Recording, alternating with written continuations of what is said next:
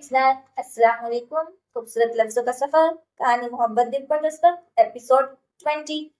अरे मुझे तो ऐसी कोई मजबूरी नहीं, और ना ही मैं इतनी नालायक हूँ कि मुझे ऐसे शोशों की जरूरत पड़े। अलबत्ता तुम्हें जरूर ऐसी नूरानी सुनने की जरूरत पड़ेगी, क्योंकि अब्बू जी के सामने जाते ही तुम्हारी आंखों के सामने अंधेरा छा जाता है। रूही ने उसे धमकाया तो वह हंसने लगा। कभी इतनी तवज्जो से पढ़ भी लिया करो। पूरी इंजीनियरिंग रखी है तुम्हारे सामने, और काम है तुम्हारे लाइनमैन जैसे। रूही उठ खड़ी हुई। आपसे तो अच्छा ही हूँ पढ़ाई में, हमेशा मेरा ग्रेड आपसे बेहतर होता है। आप उसने जताया तो वह भी उसे छुड़ाने वाले अंदाज में बोली। अब की बार देखेंगे बच्चों, मैं तो टॉप करने वाली हूँ। नालायकी में। जावेद ने शरारत से लुकमा दिया तो वह मुस्कुराहट दबाती घूरते हुए अपने कमरे में चली आई। तन्हाई पाकर फिर से वही मायूसी और परसुर्दमुगी इस पर गलबा करने लगी। खफा करके तुझे दिल का अजब हाल है, हमें अब हर पल तेरा ही ख्याल। बिछड़ के तुझसे ये भेद भी खुला, तन्हाई अजाब है, वहशतों का जाल। तेरे हिजरे ने बेहाल कर दिया है मुझे, रग रग में बरपा वहशतें मलाल है।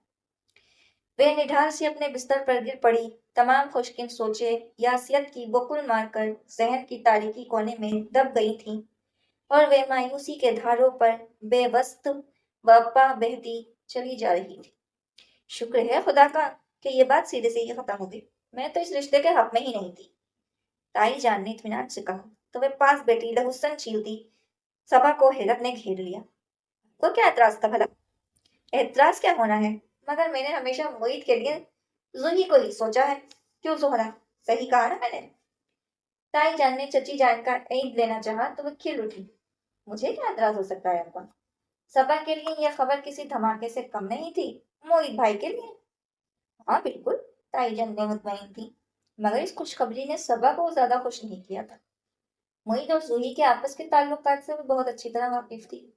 आपने मोहित भाई से पूछा? चाची जान को जाते ही सभा के अंदर खुद को रास्ता मिल गया। इससे पूछने की क्या जरूरत है, आज तक इसने मेरी कोई बात कब टाली है? मैं बड़े मान से कह रही थी। सभा जज आ गई। ये कोई आम सी बात नहीं है ना, जो सर झुका या फर्मा बरदारी से पूरी कर देंगे। जिंदगी भर का मामला है मम्मी। जूही में क्या खराबी है? उन्होंने हैरान होकर पूछा तो इसने हल्की सी सांस भरते हुए कहा, ये तो आप मोहित भाई से पूछे ना, 2 मिनट को तो बनती नहीं इनकी आपस में। कजिन के दरमियान छोटे मोटे झगड़े होते रहते हैं, और फिर मैंने तो कभी मोहित को इससे कोई फजूल बात करते नहीं देखा। तुम लड़ाई झगड़े की बात कर रही हो? उन्होंने इस्तजाब से देखा तो वे बोली, मुझे पता है ना मोहित भाई ना सही, मगर जूही की इनसे जरा भी नहीं बनती। जब ये रिश्ता तय होगा तो सब ठीक हो जाएगा। हर रिश्ते की अपनी डिमांड होती है। वो हनूस पुरसुकून थी। बहरहाल आप अब्बू को दरमियान में लाए बगैर मोहित भाई की मर्जी जरूर मालूम कर लीजिएगा। सबा ने उन्हें मशवरा दिया। इनको दरमियान में लाए बगैर क्यों? वे हैरत से पूछने लगी। वो तो एक बार कह देंगे और मोहित भाई फर्मा बरदारी से सर झुका देंगे। इसलिए कह रही हूँ कि इनकी मर्जी का फैसला कीजिएगा। सबा ने समझदारी का मुजाहिरा किया तो उन्होंने इस बात में सर हिला दिया।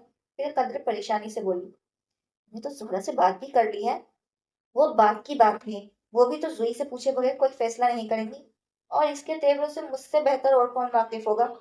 सबा ने उन्हें तसल्ली दी। खुदा करे दोनों ही मान जाए।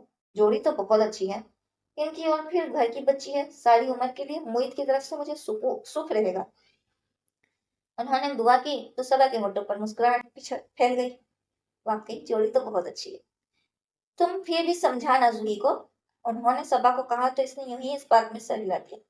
अभी अथर कादवानी के प्रपोजल पर दिए जाने वाले इसके कमेंट्स कहाँ भूले थे। मोहित हुसैन का तो नाम ही सुनकर वह कयामत ले आती।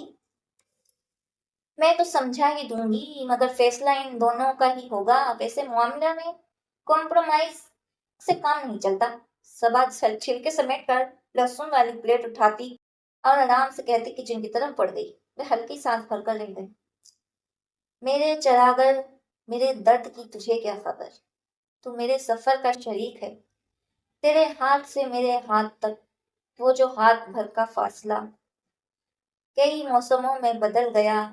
उसे नापते उसे काटते मेरा सारा वक्त निकल गया। नहीं जिस पे कोई निशाने पा, मेरे सामने है वो रेह गुजर। मेरे चरागर, मेरे दर्द की तुझे क्या खबर? ये जो रेगे वहशत फराक है, मेरे रास्तों में बिछी हुई। کسی موڑ پہ یہ رک کے کہیں، یہ جو رات ہے میرے چاروں سو، مگر اس کی کوئی سحر نہیں، نہ ہی چھاؤ ہے نہ تم کوئی، میں نے چھان دیکھا شجر شجر، میرے چراہ گر، میرے درد کی تجھے کیا خبر۔ عمر سے اس کی ملاقات پہلا پیپر آف ہونے کے بعد کیفیٹیریا میں ہوئی تھی۔ اسے دیکھتے ہی وہ خود پر سے ضبط کھونے لگی، مگر بھرائی آواز میں انتہائی شکوہ کر دیا۔ خود برے ہو تم عمر، اتنا نہیں ہو سکا مجھے فون کر دیتے۔ وہ اتنا شکستہ اور کمزور لگ رہا تھا کہ وہ اس سے لڑ بھی نہیں پائی۔ میری تو خود کچھ سمجھ میں نہیں آیا زوئی، یک لگ تھی زندگی نے تپتی سلگتی دھوپ میں لا کھڑا کیا۔ اس کی آنکھوں میں ضبط کی سرخیاں اترنے لگی تو زوہی بھی رو دی۔ انکل کی دیکھ کر مجھے اتنا صدمہ ہوا ہے، اور تمہارا تو ان سے رشتہ ہی اور تھا۔ جو تقدیر میں لکھا ہے وہ تو حوصلہ سے ہی برداشت کرنا پڑتا ہے زوہی۔ شاید اس نے زوہی سے زیادہ اپنا حوصلہ بڑھایا تھا۔ زوہی نے دیکھا اس کے چہرے کی سرخی کے ساتھ ساتھ آنکھوں کی چمک بھی مائند پڑ چکی تھی۔ تم حوصلہ کرو گے تو باقی سب کو بھی ہمت بندھے گی عمر، اب تو تم ہی ان کا سہارا ہو۔ تسلی کے لفظ کہتے ہوئے خود اب دیدہ ہو گئی تھی۔ ہاں اس نے اس بات میں سر ہلایا، پھر بات بدل گیا۔ پیپرز کیسا ہوا تمہارا؟ گزرے دنوں میں مجھے اتنی ٹینشن رہی ہے کہ پیپرز دینا ہے غنیمت ہے۔ بچا کچا اچھا یا برا، وہ زرد کی آزردگی کا شکار تھی۔ 2 سال کی محنت کو یوں ضائع مت کرو زوہی، پوری توجہ سے پیپر دو۔ میں سنجیدگی سے اسے سمجھا رہا تھا۔ یہ میرے بس میں تو نہیں ہے عمر، تمہیں سوچنے کے لیے مجھے شعوری کوشش کرنے کی ضرورت نہیں پڑتی۔ تم تو میرے لیے یوں ہی ضروری ہو جیسے زندہ رہنے کے لیے سانس۔ میں بے اختیار بولی تو وہ اسے فل فور ٹوک گیا۔ کوئی کسی کے لیے اتنا ضروری نہیں ہوتا زوہی، کم از کم اتنا تو زندگی نے مجھے پچھلے کچھ دنوں میں اچھی طرح سمجھا۔ مشینوں میں جکڑے اپنے باپ کو دیکھ کر میں نے بھی یہی سوچا تھا کہ اگر میں انہیں کچھ ہو گیا تو میں مر جاؤں گا۔ یہ ہے تو میری سانسیں چل رہی ہیں، مگر دیکھ لو میں زندہ ہوں، سانس لے رہا ہوں، صحیح سلامت ہوں۔ اس کا لہجہ اس قدر تلخ تھا کہ وہ شدید رہ گئی، اس قدر مایوس اور شکستہ دل ہو چکا تھا وہ جیسے اپنی زندگی ہار چکا ہو۔ عمر اتنے کمزور مت پڑو، تم تو پہلے مرحلے پہ ہی سرنڈر کر رہے ہو۔ لوگ تو جانے کیسی کیسی مصیبتیں کاٹ کر بھی حوصلہ نہیں ہارتے۔ اس کی آنکھوں میں اترنے والی سرخی زوہی کا دل چیر رہی تھی۔ کتنا مجبور اور بے بس پاتے ہیں آپ خود کو جب آپ کے پیارے کسی شدید دکھ میں مبتلا ہوں اور آپ ان کا ذرہ برابر دکھ بھی خود میں نہ سمو سکیں۔ زوہی بھی اس تکلیف و کیفیت میں مبتلا تھی، مگر عمر کو اب اس تلفیل تسلیوں کی شاید ضرورت نہیں تھی۔ وہ بہت کچھ سوچ سمجھ کر اس سے ملنے آیا تھا، تبھی تو اپنے لب و لہجے پر قابو پا کر وہ تأثر سے انداز میں بولا، اب وہ وقت آ گیا ہے زوہی کہ میں تمہیں ہر بندھن، ہر وعدے سے آزاد کر دوں۔ زندگی بہت مشکل ہو چلی ہے زوہی، اور میں تمہیں کانٹوں پر نہیں گھسیٹ سکتا۔ میری طرف سے تم بالکل آزاد ہو۔ آنکھوں کے سامنے اتنی تیزی سے دھند چھائی کہ اس کے نقوش گڈمڈ ہونے لگے۔ اس قدر پریکٹیکل اور صاف وہ شخص تھا وہ، اور اتنی صاف کوئی سنگ دلی اور صفاپی کے زمرے میں نہیں آتی تھی کیا؟ وہ اسے کیا سمجھ رہا تھا؟ آسائش کی بھوکی، دولت کو دین ایمان سمجھنے والی؟ اگر تمہیں کسی نئے سفر کی جستجو ہو رہی ہے تو صاف لفظوں میں کہو عمر، میں تو ہر حال میں تمہارے ساتھ چلنے کو تیار ہوں۔ وہ صدمے کی کیفیت میں تھی، زندگی خوابوں میں نہیں گزرتی زوئی۔ پہلے تو شاید میں تمہیں کسی آس کا جگنو تھما ہی دیتا، مگر اب بہت مشکل ہے۔ وہ بہت سنجیدہ تھا، اور اس کی سنجیدگی ہی زوئی کو خوف دلا رہی تھی۔ یہ اسے کس راہ پر لا کر خود پلٹنے کو تھا جہاں نہ کوئی جگنو تھا اور نہ تارا۔ تم میرے ساتھ ایسا نہیں کر سکتے عمر، وہ بے یقین تھی۔ یہ میں نہیں، تقدیر کر رہی ہے زوئی، وہ گہری سانس لے کر بولا تھا۔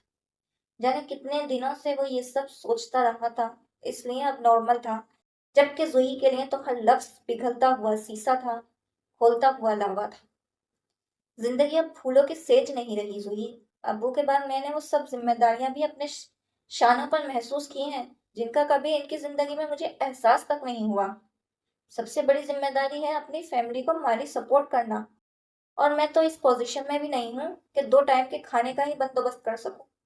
اس لیے میں نے جذبات کو ایک طرف رکھتے ہوئے سوچا ہے، اس جذباتیت سے میرا مسائل کا حل نہیں نکل سکتا، بلکہ مجھے تو میرا ضمیر ملامت کر رہا ہے۔ مجھے تو مجھے تم کو اس راہ پر لانا ہی نہیں چاہیے تھا، جہاں صرف سنگ بخشتے ہیں، وہماں کے سائے اور کڑی دھوپ ہے۔ میرا سفر بہت لمبا اور کڑا ہے، میں تمہیں ساتھ لے کر نہیں چل سکتا زوئی، کیونکہ اس سفر میں بہت ابلا پائی ہے اور میں تم پر آج بھی نہیں آنے دینا چاہتا۔ میں بہت ناپ توڑ کر بول رہا تھا، اور زوہی بالکل ساخت بیٹھی تھی۔ یوں لگ رہا تھا جیسے ہونٹ وزنی رولر سے کچلتا ہوا گزر گیا ہو اور زہر اور 1000 ٹکڑوں میں تبدیل ہو گئی ہو۔ یہ کیا کر رہا تھا وہ؟ اسے روحانی کا وزن دے رہا تھا یا موت کا پروانہ سنا رہا تھا؟ اس کی سانسیں آسان کر رہا تھا یا ہر رگ میں زہر اتار رہا تھا؟ میں چیخنا چاہتی تھی، چلانا چاہتی تھی، اسے بتانا چاہتی تھی کہ اس کے الفاظ کس قدر تکلیف دہ ہیں، مگر حلق میں اگتے کانٹے اس کی گویا سلیپ کر گئے تھے۔ میں نے اس مسئلے پر بہت سوچنے کے بعد غور جاندارانہ فیصلہ کیا ہے زوئی، تمہارا اور میرا ساتھ بس یہیں تک تھا۔ بکواس بند کرو عمر، یہ اخلاقی کسی ٹرانس سے آزاد ہو کر پھٹ پڑی۔ اس کی آنکھوں کے زیریں کنارے سرخ ہو رہے تھے اور رنگت تمتما رہی تھی۔ میں نے کسی نفع نقصان کو سوچ کر اس راہ پر قدم نہیں رکھا تھا، اور نہ ہی ہمارے ماہرین کو بزنس پارٹنرز سمجھا تھا، جس میں دوسروں کا نقصان خیال کے بغیر جب جی چاہا پارٹنرشپ ختم کر لی۔ اور اپنے متعلق تم شاید مجھ سے بہت کچھ سوچ لیا ہے، اور میرے متعلق کیا سوچا ہے تم نے؟ میں تم جیسے پتھر دل کہاں سے لاؤں؟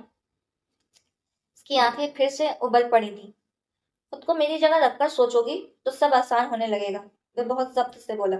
زوئی کو یوں تڑپتے دیکھنا گویا زندگی ایک بہت بڑا امتحان تھا۔ اس کی اولین محبت، جسے دیکھ کر ہی کبھی عمر کاظمی نے سوچا تھا کہ ہنسی اور مسکراہٹ کا مجسم نام ہے زوہی میر، اور اب وہی زوہی میر اس کے سامنے بیٹھی رو رہی ہے، بے دردی سے آنسو بہا رہی ہے، اور وہ دیکھنے پر مجبور تھا۔